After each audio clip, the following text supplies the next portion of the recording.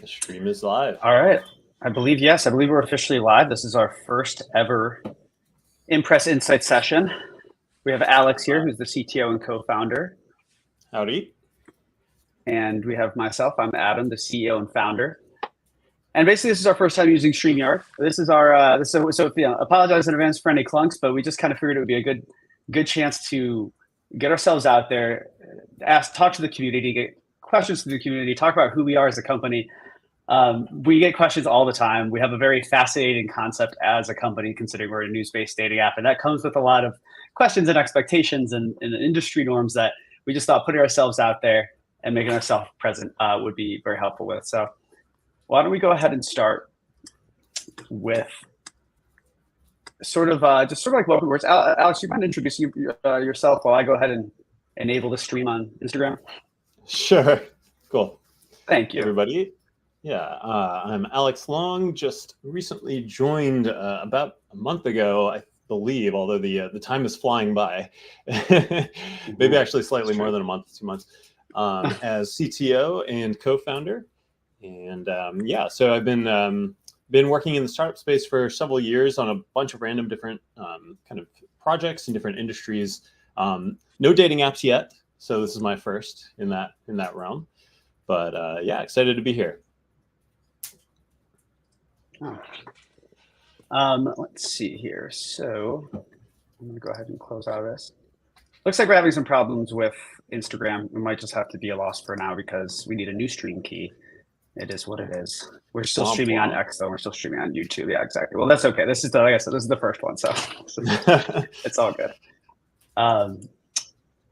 So let's see here. Actually, Alex, I actually think I might be able to fix this. So I would love for you to actually tell the story of how it is that you came to be the CTO of InPress, and from your perspective at least. And I can jump back in this when I get the Instagram bit set up. And I'd actually like to hear this from your perspective because I feel like it's always been telling this story. It's kind of ridiculous and fun, anyways. Yeah, for sure. Cool. So you and I were actually talking about this a little bit beforehand, but we met on the Y Combinator co-founder matching service. So this a little bit like a dating app actually for startup entrepreneurs. And it's basically a service where people who are looking for co-founders go on there. And my girlfriend actually originally pushed me on there, so shout out to her. And I definitely owe her like I think several hundred dinners if we become successful. But anyways, she got me on there, and we ended up connecting. Not immediately. I think like this was the experience that a lot of people have had on there, is that kind of like a dating app. You talk to people a lot, and there's a decent amount of that was an interesting person, but wasn't quite the right fit. And it was something that you and I were also kind of talking about, is like typically with a dating app, they say that the hard side of the market, the market that's kind of harder to approach with a dating app is usually women. Women usually find that they're actually getting kind of inundated with requests. And I for once got to experience this on the co-founder matching, because I was one of the fewer technical people on there. A lot of people on there were people with a dream and maybe with some kind of prototype, but not with like the full skills and experience to completely bring it to market. And so I was getting inundated with requests, which was a cool experience to have. But eventually you and I connected, Adam, and I mean, it was by far the best match that I had. I think both just in terms of like, I thought it was a really cool idea, and it really struck with my values. One of the few things that I had listed on my profile was I was looking to kind of disrupt mainstream industries, and you were like, how about the news and dating? And I was like, yeah, I'm into disrupting those. For those who don't know, I actually met my girlfriend on a dating app. So Coffee Meets Bagel. So shout out to them as well. I think that's quite literally what I said. I think I literally said, you're looking to disrupt some industries. I might have some pretty established industries that you might love disrupting. Yeah. Worked so that was well. Cool. Yeah, so definitely struck a chord with me, and it just, it felt like a great fit. I mean, we met in person, and it felt like just the perfect sort of match for my background and what InPress needed. So we met, and the rest is not history, because there was a little bit more to it than that, actually. Because Yeah, we met true. a couple of times, and I think the consensus was that it was like a great match. And you sent me this really heartfelt email, Adam, and it was the sweetest email I'd received. And it was like, you seem like such a genuine person and so great. Unfortunately, you don't have the right technical skills, because I hadn't made iOS apps, which was a fair point, and some of the cloud infrastructure stuff. Yeah. I mean, here's the thing. Okay, so for anybody who's listening now, so good news, by the way, I did get the Instagram feed up and running, and we should be pretty much good to go on everything. Yeah. I mean, the thing is, for anybody who's jumping out right now, Alex just said that we found each other on YC co-founder matching, which if anybody's in the entrepreneurial space, will tell you that is not an ideal way to be co-founders. It has a very bad reputation. I thought it was great. It's like you said, it's kind of speed dating for entrepreneurs. And I really did think that you had a fantastic vision. I thought that you had a very positive sort of way of looking at wanting to implement technology to, like you said, disrupt existing and otherwise sort of, I don't know, just laggard industries that have not matured much. And that was what InPress was, right? And it's such an interesting pitch to look for a CTO like you and say, how about news and dating? How about these two things that have never really existed together before? And how about we just like shake up the journalism industry, which has been the same for a very long time, and the dating industry, which everybody currently hates, and it tends to work. The business model works better than most people would presume. So, yeah. And yeah, so anyways, to kind of continue the story a little bit. So you sent me this nice email ultimately saying I wasn't going to work as the CTO because I lacked certain skills, even though it was a good fit. And, I was, I had a sad face moment there where I was like, oh, that sucks. But I ended up, just deciding, okay, I'm going to go for a walk. I don't know. I just need to go for a walk. Yeah. And, went for a walk, and I don't know. Just thinking over it, I thought, wait a second, like, I can fill these gaps. So I came back to you all and I wrote you all an email and I was like, hey, I totally understand, totally fair criticisms, but give me a chance. Give me 1 month to prove myself. Give me the things you think, that you're wondering if I am able to do or think I can't do, and let me prove myself. And we did that, and now I'm the CTO. So yeah, let's just for that you said that very modestly. The fact of the matter is that I did go to Alex. I said you'd be a great co-founder. To somebody, you're a great dude, and we had a chance to meet in DC, but it didn't feel like the right technical fit. So I don't think you can understate the fact that you came back and said, "I'm gonna call your bluff. I'm gonna call you and your development team's bluff. I'm gonna give me 1 month to do the hardest development task that you could think of," which is exactly what you said. And if you keep looking for other co-founders, if you find them, great. But if not, best case scenario, you get a bunch of free development. I'll work near full time. I really believe in this vision. Like, put me in, coach. And what can we say to that? Like, that just has so much grit and determination that, of course, we're like, obviously we got to give this guy a chance. And the fact of the matter is, you absolutely killed it. And you've been with us ever since. And it was an easy choice. And I'm glad that you proved us wrong. And I think it's a great co-founder story. It's one that I've been looking forward to tell a lot more broadly. Yeah. Yeah. Cool. So why don't we go ahead and sort of like talk about what this is, right? So just for anyone who's just joining us, basically, the reason that we're doing this is because this is kind of an easy way for us to get our message out there, right? We're a network-based app. We're a news-based dating app. And that's like, if you think about a Tinder or a Facebook or a Twitter, all of these are social networks, and you might build a great product, which is what Alex is doing, but you're nothing if you don't have a lot of users, right? So we need to do what we can to engage with the community, make sure that we're present. But at the same time, we're building a net new thing that's never been done before. And it's crazy and it's exciting, a news-based dating and friends app, right? But that requires a lot of community engagement. People have a lot of thoughts on this, whether it's thoughts on the news, which people love and hate, dating apps, which people love but mostly hate, friends apps, which isn't really an industry that's just well tapped right now. And so there's just a lot of community feedback, which is what we're looking for here. So by the way, feel free to drop any comments or questions. I'm going to try my best to view them, though I will admit that this is the first time we're using StreamYard, so if it's a little clunky, I apologize. But then at the very end of this, we're actually going to be doing a trivia question for a free month of premium. So keep your ears peeled throughout the duration of the stream, because we're going to be doing some information, doing a little bit of information. There's going to be a little Easter egg in there.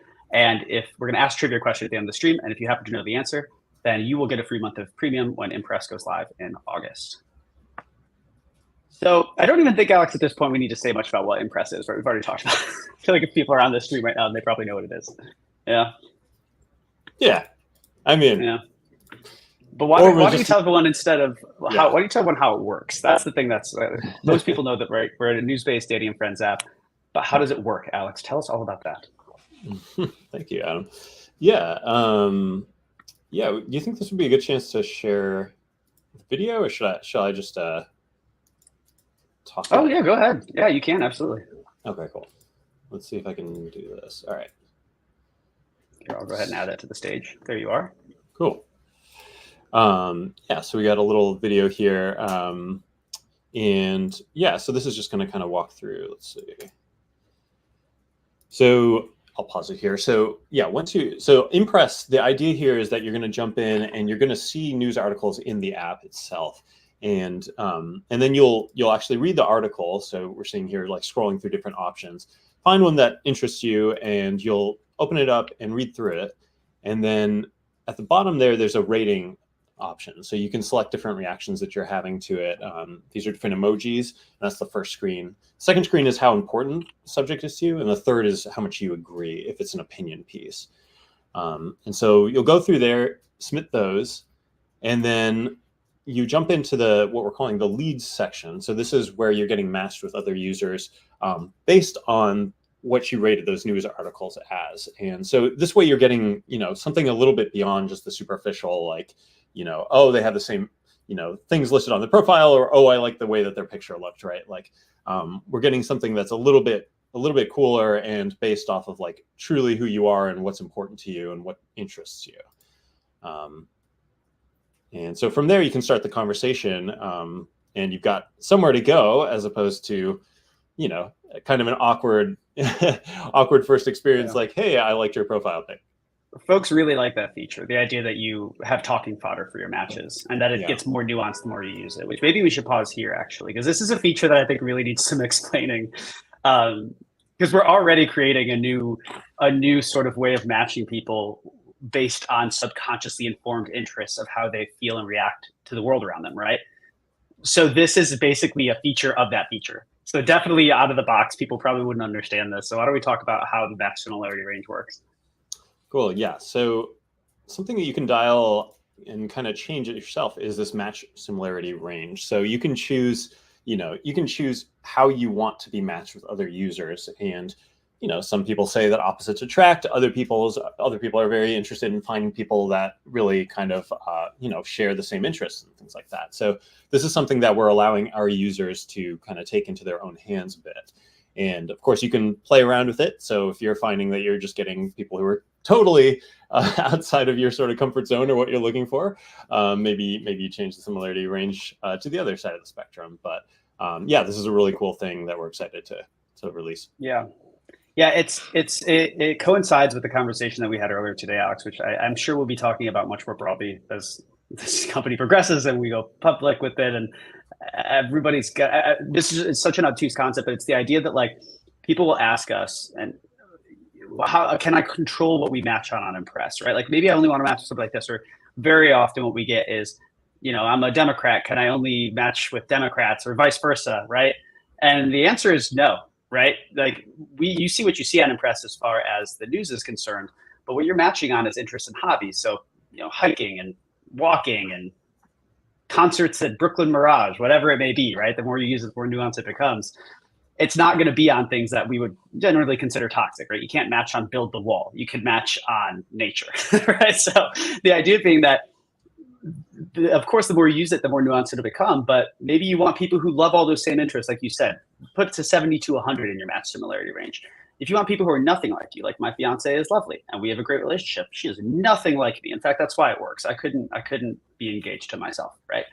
We'll put that to 0 to 20. But the idea being that what we're hoping for is a sort of holistic, wholesome outcome of this is that when you match with people who you just genuinely enjoy doing the same things as them, that your prerogatives being different isn't a bad thing. And frankly, it's something that I think we historically, especially in our very social media driven, alienating echo chamber society, tend to look at with fear like, oh my gosh, like this person thinks or does this, but like, never mind the fact that you actually might all love the same stuff. So maybe this barrier for entry is that, like, you know what, we really do like all the same things, and maybe they think differently than me in area XYZ, but I love spending time with them and we have a great time together. Therefore, this is a relationship that's forming that probably wouldn't form on any other dating app, because all I'm seeing is what they've said about themselves in a couple pictures. But now I know on a very deep subconscious level that we would enjoy really nuanced stuff. And that kind of, at least in my perspective, if it was me on the receiving end of that, I would give that a chance. You know, it's like, this is very intriguing. You know, maybe we can grow together. Yeah. Yeah, for sure. Yeah. Cool. Thank you for sharing that, Alex. I actually don't know if there's anything left in this video. I recorded that video. I don't know if there's anything left in it, but I think that's about it. Yeah. Yeah. Those are very nicely done video, actually. You have like, are those your hands? My hands are not good. Yes, but those are my hands. I'm not exactly a hand model. Those are my hands. And don't freeze that video at the beginning, because Sonal pointed out, that's my fiance, that there's a very embarrassing picture of her on my background that if you look closely, you'll see as soon as I unlock my phone. That'll be an Easter egg, actually. But maybe we should talk a little bit about, if anyone's watching this right now, where InPress came from, right? Like, where did this weird idea of a news-based dating friends app come from? And thought maybe I'd start at the beginning, right? Where this idea originally was birthed was at Syracuse University in 2015. I was doing a master's in journalism innovation while I was still in the US Air Force Station in Belgium. And I was going there for a sort of weekend seminar. I think they called it an immersion. And part of our thesis assignment that we had to do while we were there was to, quote unquote, solve a problem in the media with technology.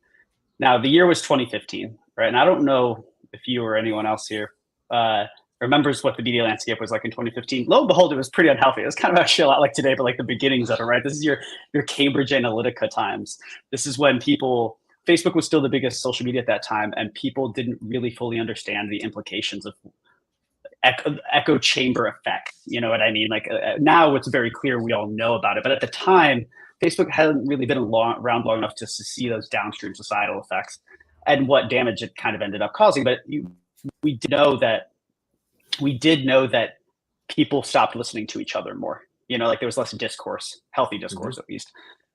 And my theory at the time was that was because of a low sense of media literacy. Like back when I think I equate this. I don't have numbers to run on this. It's more of like a theory, but I tend to think that like maybe folks who grew up, who are older than us, around like the journalism society of, you know, the 70s and 80s, probably could really trust a lot of the journalism that was out there, right? You had all the big names and NBC, and that's what it was. Those were the news outlets that were available to you, and they were journalistically ethical outlets, right? But anything flies on the internet. And so basically I'm saying maybe a lot of folks weren't raised with media. They didn't have to worry about media literacy. All the media was good. You know what I mean? Like you don't have a defense system for something that you institutionally don't have to be weary of. But social media changed all that. And I think 2015 really demonstrated that at that time. So you would have these, you know, like Russian troll farm headlines of just ridiculous off the wall things that unfortunately those who were not media literate weren't really equipped to disregard. Yeah, they're probably taking them at face value and sharing them with other people who do not have as much media literacy as people who grew up with the internet and can tell what is and is not real easily, right? Mm-hmm. And so I thought, how can I incentivize media literacy? How can I? Because the thing is that I guess when it comes to human nature, facts suck. You know, like facts are good, but they're not fun. It's so much more fun to try to come up with crazy conspiracy theories of why the world is the way it is, as opposed to just the harsh reality that it is the way that it is, right? And that maybe not everything's in our control. It's not always in the puppet master's control. So like these things just happen, and people aren't always going to choose to engage with that information. They're going to rather go with something that makes them feel good or explains the situation in a way that maybe they can understand, regardless of how accurate it is. Yeah, and I thought, feel like the broccoli a little bit sometimes. Well, exactly. That's exactly right. Right. The analogy of like we would say, you know, sugar on the pill, and how so we're not going to be able to get people to just. The journalism knew this at this point. Journalism knows that then, and they know it now. The journalism industry knows that if you just do create factual journalism, which is the right thing to do, people still aren't going to choose to read it most of the time when there's all this other exciting information, especially in social media that's so much more exciting and fast and easy to consume than sitting there and reading something, you know? So it wasn't, I think a lot of times when I'll be sitting through now AI seminars and journalism and stuff, the question is always, how can we change the content to be more adaptive to AI? My answer to this back in 2015, and it is now, is we don't have to change the content. We just have to make people want to read it in different ways. Like, still don't jeopardize your ethics or the quality of your work. Just give people different reasons to want to engage with it. And that's kind of where this idea came from. So it occurred to me that the keywords and topics in journalism that existed already would actually, if you were able to rate them and tell you your interests and feelings and agreeability towards these things, that over time, in aggregate, it would actually be very telling of how you think and feel as a person. Granted, AI didn't exist back then. And I think we were just associating this with just sort of weightiness, right? Which was still would have worked, but it would have been clunkier. And I was just laying in bed last year. That was 2015. I got a fine grade on it. It was good. I used it for my thesis. Hurrah. I don't remember what I called it, to be honest with you. Not something as good as InPress. But all that time had passed. I got out of the Air Force. I didn't do anything with this idea. I didn't have a network. I didn't live in America. I didn't even know what it was like to be a civilian, not working in a uniform. So I was really in no place to start being an entrepreneur, right? I had to figure out, what a 401k was. So I had to do things like that. But a couple of years have passed, and last year, in January 2023, I was laying in bed. Actually, my fiance Summer will attest to this. I literally just hit me. Jumped out of bed. I was like, that thing that I thought of in 2015 would actually work way better now, because the technology is there. And also people are much more, I'd like to think people are much more self-aware of bad information online. Like now we do understand more than in 2015 as a society that you can't take everything at face value on the internet. And so maybe this would be there'd be like the need for this on the media literacy side is more prevalent. But then in that time, this is a fun side. In that time, dating apps tanked, and no, like dating apps had a much better reputation in 2015, right, than they do now. And that's when I realized the knock-on effect that, like, actually, this might be even better for dating than it is for journalism, because it's such a holistic, subconsciously informed, and just sort of authentic approach. It actually like rewards you for being just authentically you. That now, way more than in 2015, the dating app industry needs that. Nobody believes in dating apps now, right? You say dating app, people who be like, we met on a dating app. They say that there's like this tone of like, oh man, like it's like as if they think you're gonna make fun of you. You're gonna make fun of them for saying that, Yeah. And it doesn't have to be that way. It's still seen as a little geeky, I guess. Yeah, and that's a shame, because I think the reason that is the case is because it's the binary swiping choice has always been one that feels shallow. So I think people feel like when they say, if they say we bet on a dating app and they don't feel particularly good about it, it's because there's this inherent knowledge by everyone who's ever used them. But it's almost like you had to give up the genuine connection side of things in order to like do a hook, line, and sinker, right? And it's like shouldn't have to feel that way. It shouldn't have to feel like you're sacrificing anything. It shouldn't have to feel like icky. It should feel rewarding and exciting, and you should hopefully tell people like the romance story that came out of it, as opposed to just like you were swiping groceries at the grocery store, which is what it's historically felt like. Yeah, I feel like phones have never been like, we always go to our phones for convenience. And so like the idea that like you're going to find love on the same device that you're playing like Angry Birds on is like, yeah. A little bit of doubt there. Agreed. Yeah. But it's funny. I mean, I understand it. Like, I've read books. Like the book that you and I are reading, we're both reading a book called The Cold Start Problem about scaling networks. And I understand from a business standpoint why a Tinder would make a binary swiping device like they have, right? I mean, it's easy. It's a very simple choice. And at the time, it was breakthrough. And I'm sure if I was working on Tinder back in 2012 when they made it, I too probably would have felt amazing about it. Like, this is going to change the game. But it's hard to see the forest through the trees of how that like institutionally creates disassociation with like the genuine side of human connection. It's so transactional that it like takes out the essence of the fun deliberation and growth that goes into even making the decision to talk to someone, it's almost too quick. You know what I mean? It's like it makes it, that's where the icky feeling comes. At least in my experience, that's where it comes in. So maybe we can address some of that. But all that to say, that's sort of how this idea came to pass. And we incorporated the company in 2023 of In May. a nutshell, Excuse me. in a nutshell, Adam was like sleeping, and then he just woke up, and he was like, "Hey." Yeah, exactly. Eureka, right? No, I mean, I wish it helped that I got laid off at my job at DigitalOcean at the time, so I had some Sometimes that's time. what you need. Yeah, well, I mean, genuinely, when I got laid off at DigitalOcean, that was February 15th of 2023, and I was already sort of scheming the concept for InPress at that time, and just like, let me go to Guatemala and surf about it. Like, let me just think about this. I'm going to go somewhere where I can just focus on this. And I did, and it was great. And I met some amazing people, and I bounced this idea off them, and that's how it all got started. We incorporated as a business last May, and we have been building ever since. And that kind of brings us to the present, which is when you and I met on Y Combinator co-founder matching. And now how far would you say we are into development now, Alex? You know, honestly, I mean, you guys have done more of the work than I think is left to do. I mean, we're probably, you know, the number we say is like roughly 70%. And yeah, the video that we just showed, you know, that's a working app that we have installed on our phones right now. We're working on getting it on the App Store right now. It's just in a development mode, but you know, everything is there, and it's just a matter of kind of getting everything hooked up and getting the data working. But yeah, we're very close. Yeah. Which is exciting and scary and fun and everything. You know, we're going to look into doing our kind of brings us into the present day, right? So, sort of our go-to-market plan as of right now, and I don't see this part changing. And Alex and I will always apply healthy pressure on each other. And if you're listening, you can continue to apply healthy pressure on us. This is we're launching in August, the end of August. I believe off the top of my head, the date is the 25th, I think, of August, in DC, right? And so if you are geographically located in DC or the DMV area, you will have the opportunity to use InPress for anyone else in the nation.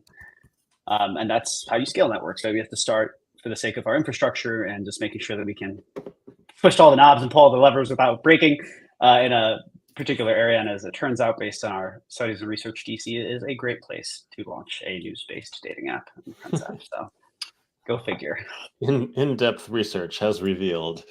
Yeah, right. Yeah, in-depth research called education rates, single people. You know, yeah, that's pretty much the main indicators.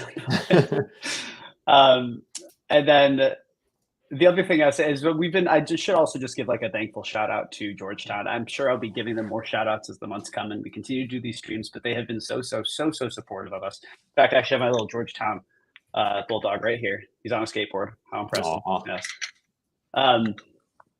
If it wasn't for them, a lot of the great things that we've done so far wouldn't be possible. Specifically, a lady named Wendy Zajac, who is in charge of the Integrated Marketing Communications program at the Georgetown SCS School. But Wendy has basically helped us get our foot in the door with a lot of the different institutions, and that includes the Journalism School, where I've presented to the Journalism School about InPress. We've presented at the Entrepreneurship Club there, and most recently, we were invited to have a booth at the GradGov Gala. Shout out to Bettina and Nodi, because there was 1,200 people there in the National Building Museum in DC, and there was no other businesses were allowed to have a booth there, but we were. And it was amazing. We got to talk to hundreds of people, and it just was so reinforcing and great to be a part of that community because you can see visually how excited people in the DC area are about this concept. We had multiple people tell us, like, I wish this existed yesterday. Like, this is, it just really fits the lifestyle there. And so that's all thanks to Georgetown. Oh, yeah, look at he's adding pictures. Oh God, you can see my terrible bow tie. Oh, it looks great. It's fun. Play that again. Actually, do you have? Oh yeah, there's the. Let's see some of this media here. Yeah, it was great. Yeah, so we were set up right in front of the photo booth. So this long line of people was just like heading to the photo booth and stopping off at the booth, at the InPress booth. So it was perfect. Yeah, that was awesome. Yeah, and we had all of this is, people loved our spinning wheel. Yeah, this was great. You picked a great picture of yourself. And Adam working his magic. So we had a ton of people who were excited about this. This was really cool. This is a conversation that we know well now. It's how to kind of introduce people to the concept of that. We start out as a news aggregator, and you would consume news how you would on a Google News or an Apple News, rate it, and then that renders your personality profile that you get matched with, right? Yelling that over the music and other people was tough, but I think it came across, and you can see how I'll take her gesticulation as, yes, I get it, right? Yeah, do you want me to like narrate? It's like, oh, that sounds like a great idea. I would like to sign up for that. Please give me one of your. I'm sure that's exactly what was said. Yes, don't prevent if that girl's watching this right now. Please don't say you said otherwise. Yeah, but anyways, I just want to say shout out to Georgetown and all that, and actually they've offered they let us into their venture lab, so we might take advantage of that. It's basically a WeWork space in Washington D.C. Kind of like a pseudo office space, and when we get closer to launch, they've offered for us to do a social media takeover, which would be amazing. So we're not ready yet because we aren't. That's the truth, right? I'd rather us take advantage of the Georgetown social channels when we're closer to launch. We need to garner that excitement. But the fact of the matter is that just indicates that they have been with us and are going to continue to be with us. And I genuinely could not thank them enough for all of their support. And then the last thing I think we should talk about with where we presently are, Alex, is the soft launch versus hard launch concept, which prior to reading, actually this book right here, I have a copy of it sitting right next to my desk with all my notes. Cold start problem. Yes. Nice. Because we're both reading this book, it's the concept of soft and hard launch is something that we are taking very seriously. Do you maybe want to touch on kind of how it works? Sure. Yeah, I think that's been our Bible for this. Yeah, it's interesting. So I actually just moved into DC and I have a fireplace, so I'm learning how to make fires. And I feel like there's like actually a really nice analogy between like fires and launching like social networks, where like it very much is like it's a matter of kind of stages, right? Like you want like that early kindling, and then you need to like slowly add more fuel to it, which is very much what we're kind of getting from this cold start problem, which is that like you don't want to just blast this out to everyone in the country and just be like, everyone sign up for InPress or something like that. Like obviously that doesn't work if even if we had 1,000 or 10,000 users, but they were distributed across the country, like then you have like a couple hundred per city, and that just doesn't work for people meeting up with each other. So we're very much kind of building the fire in DC right now, and so yeah, with Georgetown, that's kind of our initial initial, I don't know if kindling is the right word, but that's the initial fuel for the fire, and that's where we're building it. And yeah, the idea is just kind of get that critical mass, get a bunch of people who are really excited about this all on there. And yeah, and so we're doing this kind of staged release thing. Yeah. Cool. Also, I realized that this is just totally candid for everyone who's in this room right now, which by the way is actually more than what's showing the 5 on here. I can see in Instagram, there's actually quite a few people in here. I see your questions coming in, but they're not pulling into StreamYard, so I can only see them if I click over to Instagram. So stay patient. I'll try to get to those. So yeah, so that is the interesting part about the soft versus hard launch, Alex. And I think that one thing I would say to that is, if you are in the Georgetown community and you're watching this, make sure that you go to the link at the bottom of our screen right here. It says www.impress.app. Join the waitlist, and let us know that you use your Georgetown email, because Georgetown students are going to be the first ones. Georgetown students and people in the community are going to be the first ones to get access to our soft launch, and that basically means that we aren't just going to launch InPress right away on August 25th. We're going to actually be opening it in pre-launch batches. So that's called the soft launch, right? And that's going to give us an opportunity to sort of test the app. See, honestly, it's going to we're going to be testing with MVP folks, but it's also going to give us the opportunity to put it out into the world with a subset of users, see how it's going, how's the connections, do we need to do more people, do we need to do less people, and it's going to be a great way to do that prior to the hard launch, because there is always the chance, if we're lucky, that if InPress absolutely blows up as soon as we launch it in a good way, like takes off, we want to make sure that all of our systems are in place to handle that. So that'll be a good way to travel, because when you launch networks, they could have what's called hockey stick growth, which, as you can imagine, looks a little bit like this. And if you don't have a plan for this, then that could also be bad. So that's what the soft launch is about, but it will be exclusive to Georgetown folks or folks in the DC area as well. Yeah, so I guess that can move us on a little bit to sort of impending MVP testing. Why don't we talk about that, Alex? Which is sort of maybe how we envision it a little bit. Like I'll be totally candid. We don't have a concrete game plan on this, but sort of what it would entail and maybe what folks listening, how they could partake in that. Nice. Yeah. I get to use my my favorite word here, which is dog fooding. So I've been encouraging the team to start dog fooding, which for those who don't know, this is a term that I heard in the startup space a few years ago, and I thought it was cool. But theoretically, like once upon a time, there was a dog food company that was making dog food, and they're like, "How do we know if it's any good? I guess we should try eating it." So you got to eat your own dog food, but like. I actually really believe in this idea, like, and I've used this on other startups that I've worked with as well, is like, if you're making a product, like use the product yourself and, see how you feel about it. I mean, there's no easier, user to get than yourself a lot of the time. So our team has been using it just in the last couple of weeks. We've really stepped up how much we're using it, and already kind of like getting ideas, I think, out of that. And then, so, we've got only a couple of months actually until the hard launch. So we're kind of working our way up to that. And so the next thing we're planning for basically April is a smaller sort of MVP launch. So this will be sort of like, if we get just the basic functionality working, what does the experience feel like? And that'll involve, a pretty tight release to kind of the team members. And I'm sort of envisioning, kind of a friends and family thing, or anyone who's like diehard enough to be on our first live stream would probably be welcome if they're really interested. Yes, you are. Yeah. But so this will be kind of our first, release beyond just like the people who are directly working on it. So it's pretty exciting. Right. Yeah.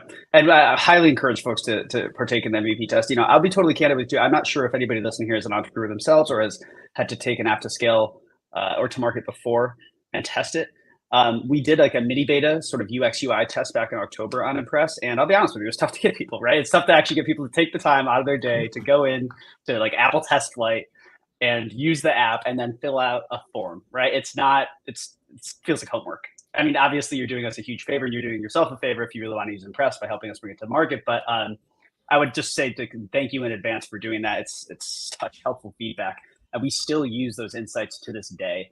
And we would continue. It just like you would have an outsized impact on InPress if you help us MVP test for sure. Mm-hmm. And the other thing that we're going to be doing in pre-launch is obviously a lot of marketing, outreach, and hype, which is exactly what we're doing right now, right? Because as I mentioned at the beginning of this call, because we're a network-based app, we have to build the users. We have to make ourselves known, and especially an obtuse concept like this. I just got out of a meeting right before this with our FP&A. And we still talk about how do we talk about ourselves? Like we need to test different messaging because we're not just a dating app. We're not just a friends app. We're both a dating and friends app, right? Which kind of puts us in the Hinge category, but also the Bumble BFF category. But we also are planning to facilitate groups eventually. So the idea which is something I would like to actually ask the community about in a bit at the end when we do some Q&A, because I have questions for the community. Being able to create groups based on all the subconscious mutual interests of people in a localized area. So the top people within a 1 mile radius that like soccer, right? You can find out who those people are and maybe like create a group with them. That takes you into the social media realm. But at the same time, we also have news, right? We are a news aggregator. It's all not biased news. It's this concept we're creating something that doesn't fit into any one widely understood industry, right? Just because we have dating doesn't make us a dating app. Just because we have friends doesn't make us a social app. And there's never really been any of those things that have existed where the matches are informed on a semi-subconscious level especially based on how you interact with existing media and content and news. So all that to say, that's why we're doing our messaging and our marketing, because not only do we want people to get excited about this new hybrid human connection Frankenstein product we've created, but because we do have to get the network and the people to sign up for it to spread the word so that when we do launch, we launch with a splash. And, I can't and won't say any hard numbers on what this would look like, but ideally we have so many pre-launch signups nationwide that when it works well in DC, we don't have to wait long until the rest of you listening right now can have it in your hands as well. Right. And that all depends on, it kind of takes a village, right? And that's what this is. So I would just encourage everyone that if you like what you're seeing, you like what you're hearing, tell your friends about it. Go to www.inpress.app. That link down there, opposite. There we go. It's down there. And join the waitlist and send it to people so they can join the waitlist too. Also, we have an active Indiegogo campaign running right now, which is just creating some runway, which is going to help us bolster our infrastructure and legal fees for the months to come. So if you go to just Google and you just type in InPress, InPress, Indiegogo, it'll come up. It'll say the first use-based dating app. And buy some swag or some merch. Our merch is very cool. It tells you a lot about the business that I guess you'd be hearing right now. Or you can just make a donation, and all of that money is honestly very helpful for us to making InPress a reality. I think it's also worth, like, you were kind of touching on a little bit, but the friends function, I think, is actually kind of interesting. A lot of people that we've talked to about this are excited about it, but they have a partner who probably isn't excited about them being on a dating app. And obviously, this is like something that other apps like Bumble BFF have encountered as well. And yeah, it's something that like we're very cognizant of, and like I want to use the app too, but I have a girlfriend, and I mean I think even my girlfriend is excited about it, and she's used Bumble BFF. So this is like definitely a huge part of what we're thinking about, and this is something we've discussed as well as like how can we do this in a way that like partners don't feel suspicious of each other, right? Is there some way that people can actually like pair up on the app and like know that like their partner is there only using the friends function or something like that? Yeah. Right. That's we should we should ask the community about that very soon. In fact, I'll just tease that right now because that's a feature that Alex and I have talked about, and it's actually so relevant. We want to talk about industry trends. Bumble is now creating just a Bumble BFF version of a Bumble BFF app, just a friends app, because their binary swiping system, first off, hasn't really worked well for the friends thing because it does feel weird to swipe right on someone and be like, "Hey, you look like a cool dude. Let's I want to get a coffee." So it's a very clunky, vague system. But they're trying to hone that in and make it its own app because it hasn't worked well within the Bumble app itself. In addition to Bumble dating, the challenge there for companies is that they've already established themselves as just a dating app when they went into friends.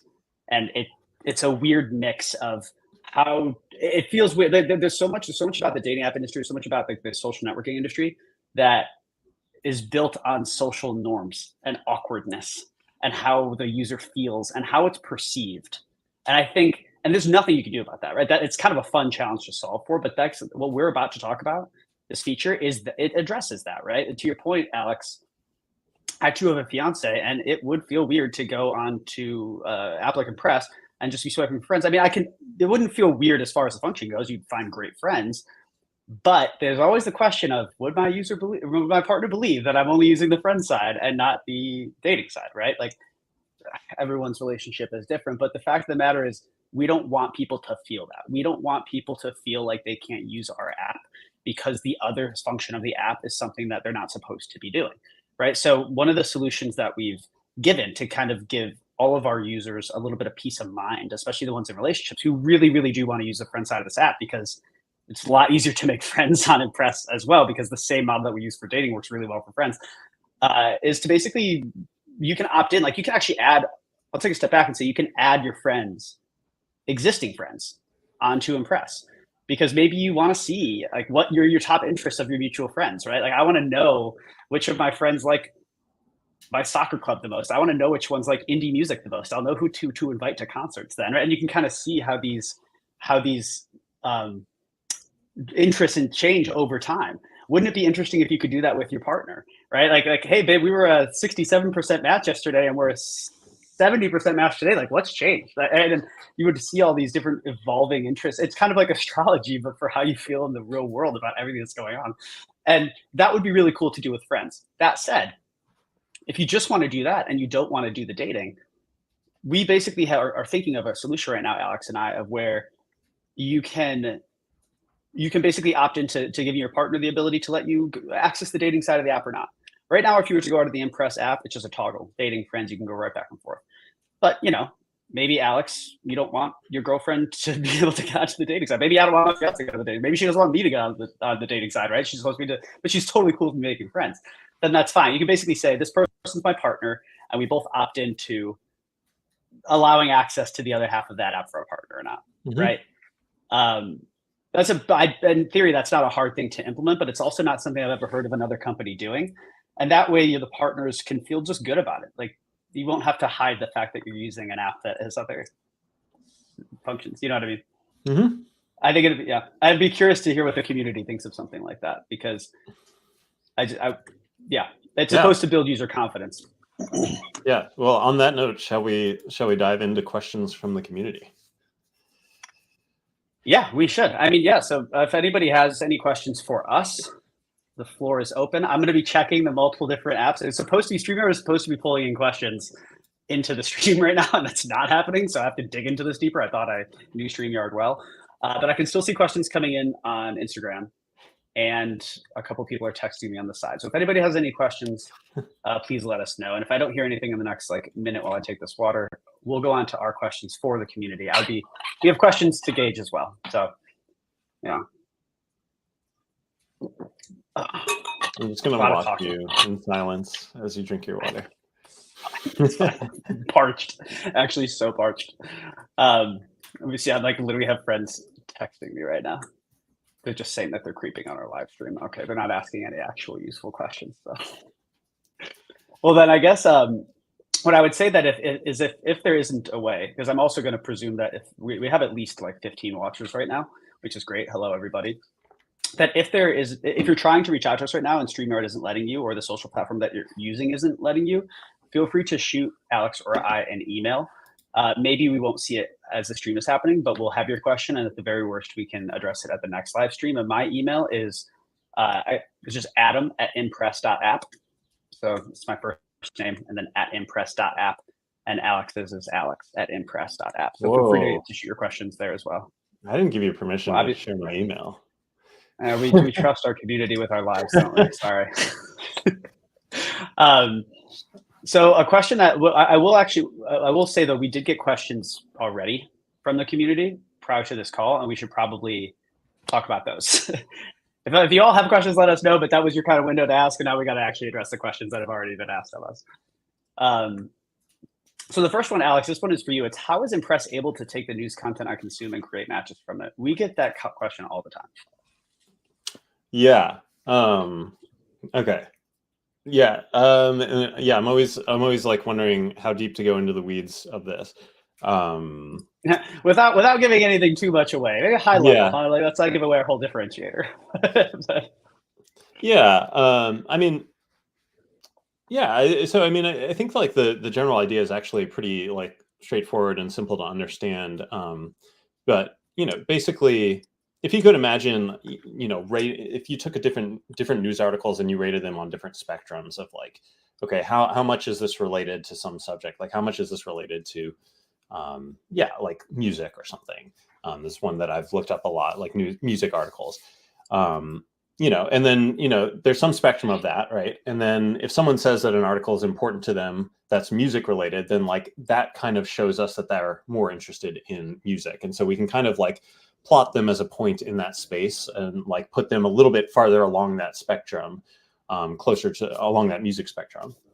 And then, just kind of extrapolate this out to every possible, concept or topic that there is. And this is all being done using, using AI and using large language models to do this. So we're not explicitly choosing music and food and all these different topics, but we're kind of just extracting this in a automated fashion.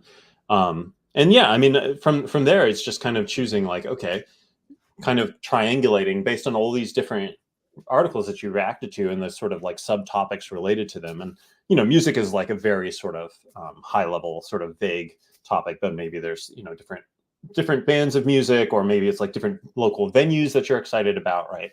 As you're reacting to those different articles, you're getting plotted and sort of matched up with people depending on that. Adam, your video froze a little bit. Hopefully I'm still connected. Yeah, can you still hear me? I can hear you, yeah. Okay, well, what seemed to happen is I opened up our YouTube stream as well, and my computer is freaking out. That's fine. As long as you can still hear me, I'm sure it'll catch up in time. Okay, cool. But that's okay, though, because... Oh, sorry. You can keep talking. No, I think that's the general idea. So, yeah, we're just kind of harnessing the magic of AI to kind of, quickly kind of triangulate where you are in this sort of like multiple spectrums of different topics, and then match you up with people. Yeah. Well, one of the questions that has come up from the community, which I hope I'm still here. Can you still hear me, Alex? Yep. My Google Chrome window is now just a big gray box, so bear with me. Okay, we're back. I think we're back. All right, we're here. Yes, sweet. Okay. Wow, I'm not gonna open up our YouTube stream anymore while we're doing our StreamYard stream. That is a bad idea. Noted. So, Megan, someone named Megan just asked us a question of how we met as co-founders. And we can briefly touch on that. We talked about it a little bit earlier, but we can briefly tell the story again. Maybe we'll tell from my perspective this time. Yeah, I think you told it last time. Okay, sure. Yeah, why not?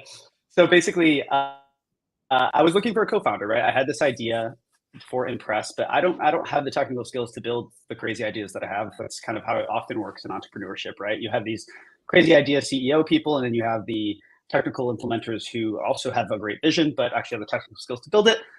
So there's a lot of different ways out there that you can try to find these people. And it's tough, right? They have to have ambition. They have to have vision. They have to believe in the product and want to dedicate time to it. And they also say that you're going to be spending more time with your co-founder than you will your own partner, right? It's basically like a second marriage. So, no pressure, Alex, but, we're happily married here. But basically you go on these different services. One of them is Y Combinator co-founder matching. And for people who are entrepreneurs, they might have heard of that. It doesn't have a great reputation. It's not a bad tool. It's very simple, but it just, I don't think a lot of people get the results that they want. And that wasn't the case for us, right? I basically made a profile explaining what InPress was. And Alex did the same thing, just saying that he was looking for, I don't want to mince your words here, but to the effect of you were looking to apply your technical skills and experience to shake up I can't remember the adjective you used, but it was like stagnant industries or something. What was it? Yeah, that sounds about right. That sounds about right. Mm-hmm. Yeah, it basically wanted to shake up industries that just needed a little bit of healthy kick and disrupt things.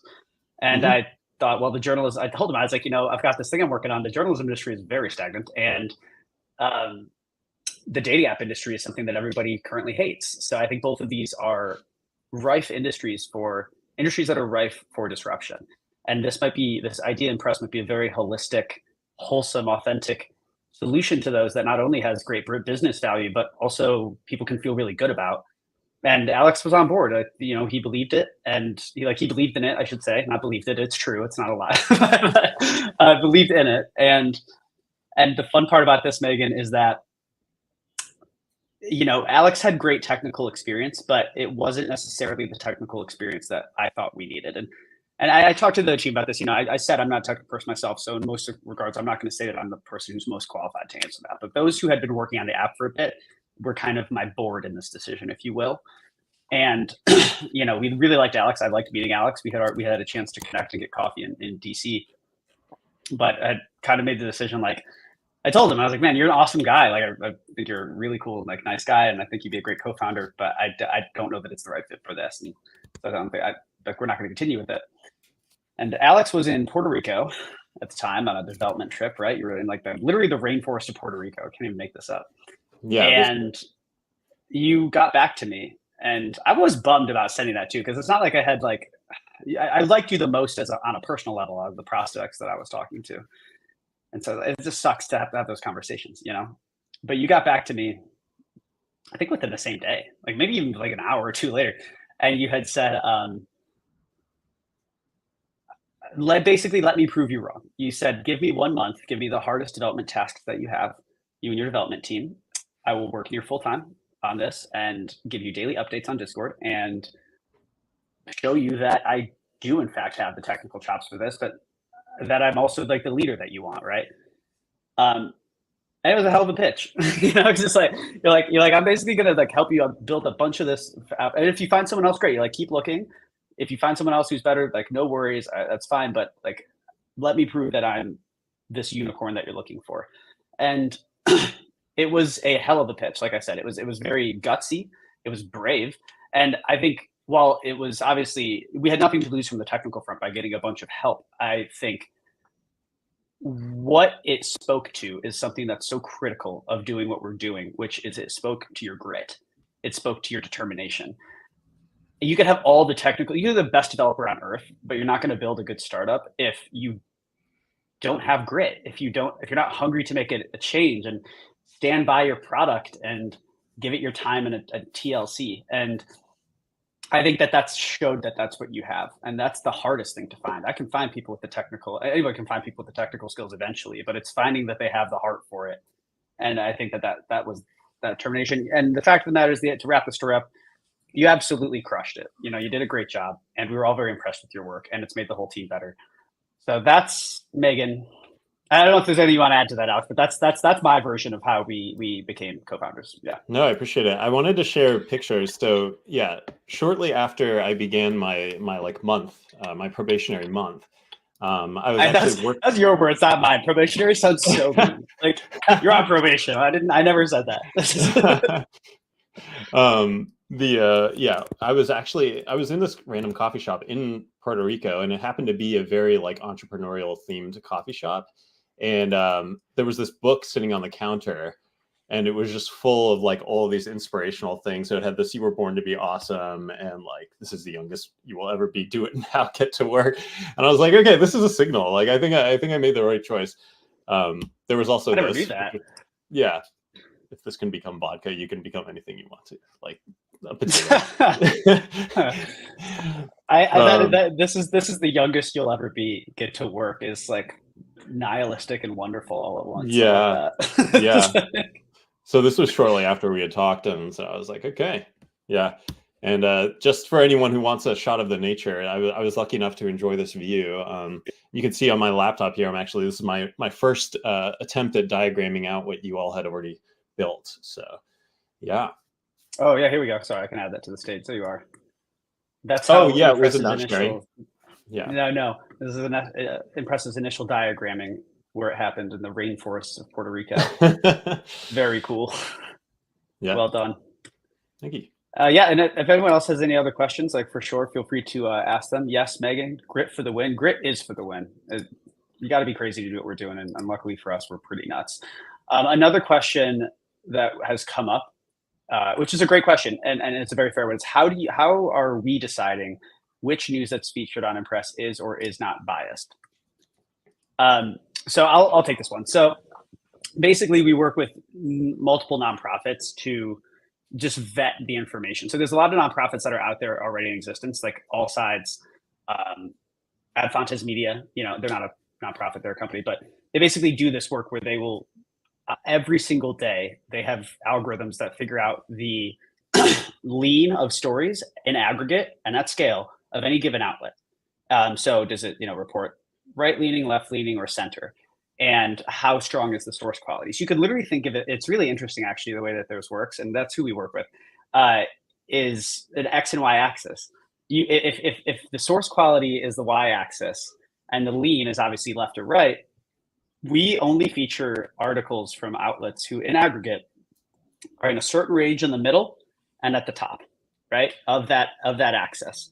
That means that when they have a high source quality, which is the Y axis, that means that they're not putting people onto their stories that are nobodies. Like they're people who are qualified to be speaking of those things. We call them subject matter experts, right? You could think Neil deGrasse Tyson for physics, or a professor at Georgetown, right? Like those would be the types of people. It's not going to be Joe, the crazy extra neighbor who likes to yell on TV, right?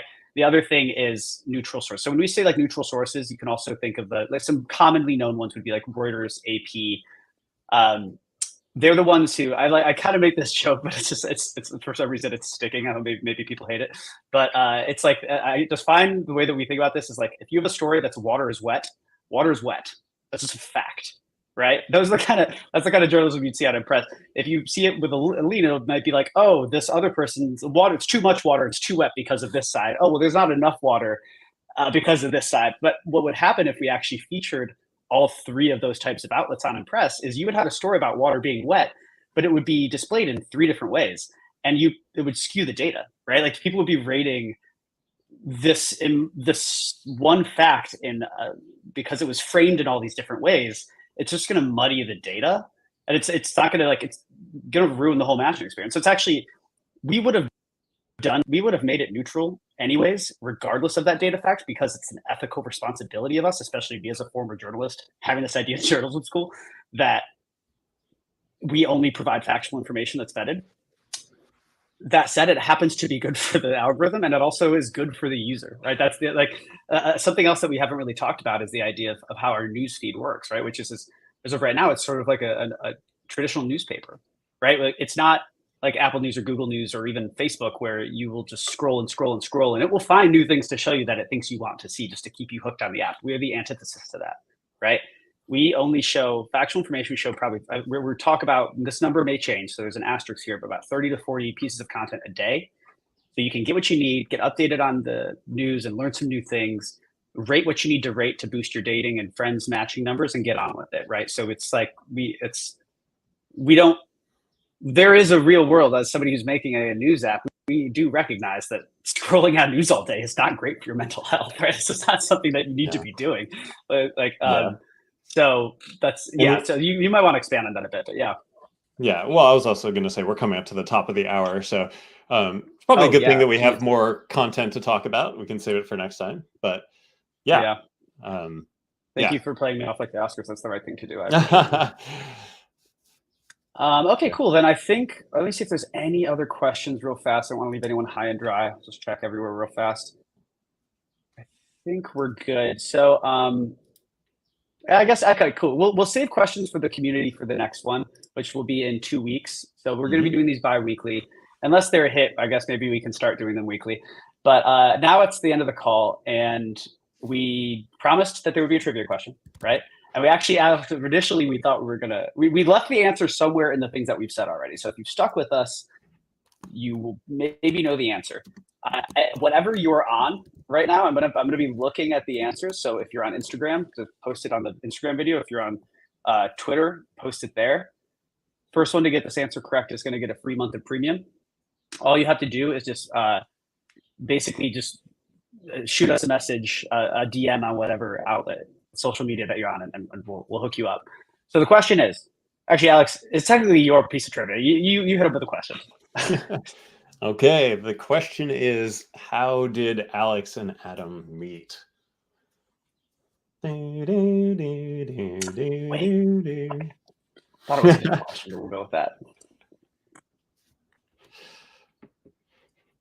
We'll give it a second too, because there might be a little bit of typing.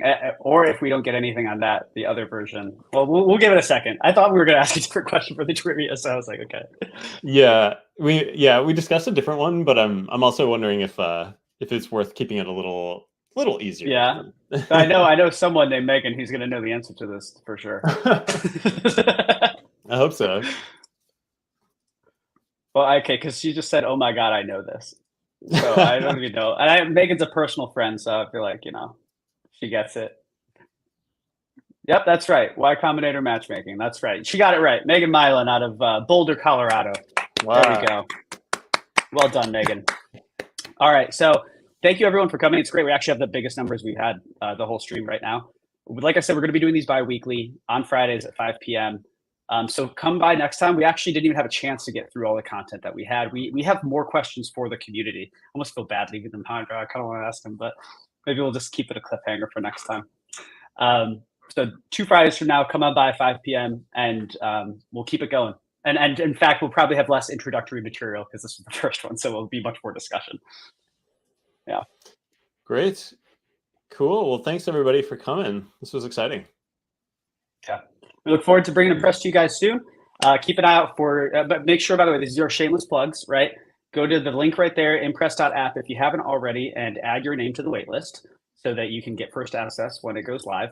And we are doing an Indiegogo campaign as well right now, right? To create some runway for us before we launch in August. So if you just go to Google and type in Indiegogo InPress, that's InPress, like you see on the screen right now, and get some of our awesome merch. Man, I should have actually had that pulled up, but get some of our awesome merch, make a donation, whatever it is. And we'll see you guys again in 2 weeks. Yeah. Great. Cool. All right. Bye, thanks, everybody. Have a good weekend. Bye.